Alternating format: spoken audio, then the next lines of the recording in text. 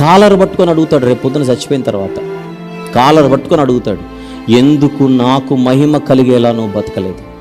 నీ మాటలేంటి, నీ వేషం ఏంటి, నీ అవతారం ఏంటి, నీ బతుకేంటి?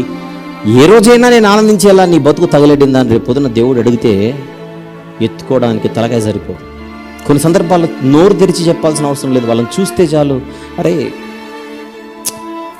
ఏ మతమైనా ఏ దేవుడైనా ఆయన వజ్రం అయ్యా అని అంటారు కొంతమందిని చూస్తే. బతుకు, ప్రవర్తన, జీవన విధానం, మన జీవితాన్ని చూసి ప్రభువును మహిమపరచాలి.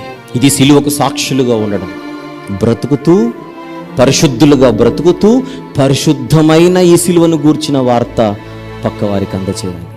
మనం పరిశుద్ధులుగా ఉండడం అంటే సమాజంలో అన్ని విషయాలలో మాదిరికరంగా ఉండాలి. సిలువకు మనం ఎలా ఉండాలి? సాక్షులుగా ఉండాలి. సిలువకు సాక్షులుగా ఉండడం అంటే రెఫరెన్స్లు చూపించి వాక్యాలు చెప్పడం కాదు, బ్రతకాలి.